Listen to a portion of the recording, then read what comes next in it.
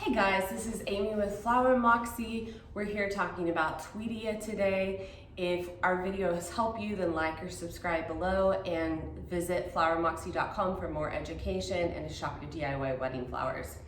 Okay, Tweedia.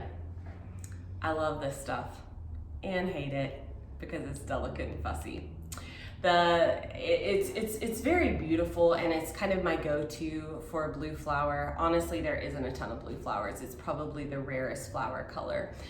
You've got thistle, blue hydrangea, delphinium, and then Tweedia. And I think this stuff is so soft and romantic and sweet, but it can be chewy as hell, and meaning that it can look really, really rough. And I thought this was a really great example of how it comes and what to look for, what to worry about, what not to worry about. So first of all, you're never using Tweedia for really the greenery. The greenery on this is decent, but when I got it in, it definitely looked crummy. Yeah, looks decent, you know, not award-winning. One thing to know about Tweedia is when you pluck off the greenery or when you cut the stem, there is like a, let's see if you, yeah, you can kind of barely see it. That white sappy stuff coming out of the bottom of the leaf, that is, yeah, it's sticky, it kind of smells like cat piss, I'm just gonna be honest. That's exactly what it smells like. The flower itself doesn't stink, but when you start tearing off these leaves, it does have like a weird smell to it. Because it has that sticky sap that seeps, I always keep Tweedia by itself. So I don't want to mix this with like lisianthus or ranunculus in a hydration vase, just because I don't want that sap or whatever's coming out to impact my other flowers. Another thing to know, you are going to have opened and closed buds. Not all of them are going to be perfect. So here's a good example. We've got those pretty light blue ones, and then I have some like chewier pieces. And so all of these are acceptable. Let me find one that's a little bit fugly. This is a great example. See those ugly guys at the bottom? That is not a big deal because I'm really just gonna use this top in the centerpiece or the bouquet. So you're always gonna have some chewy pieces here or there on a stem when you've got multiple blooms. Not everything's gonna be perfect. It's Mother Nature, it was shipped in.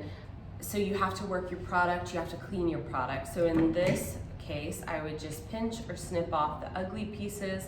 I've got a few little ugly guys in there, not super bad, but I'm gonna come in there and just Edward Scissorhand this off. Now my Tweedia is looking good.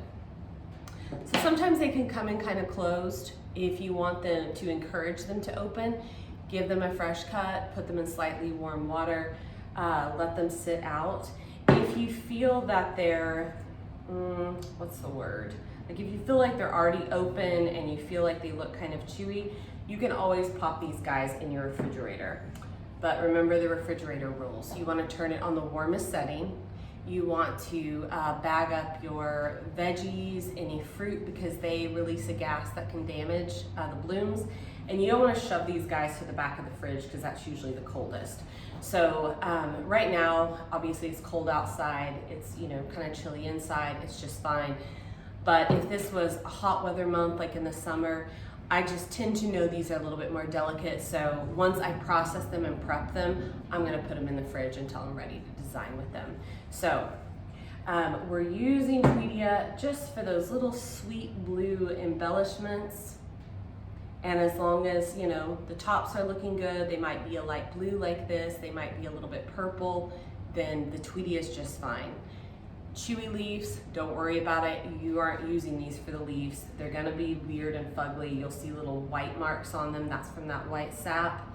All is good in the hood with this bunch.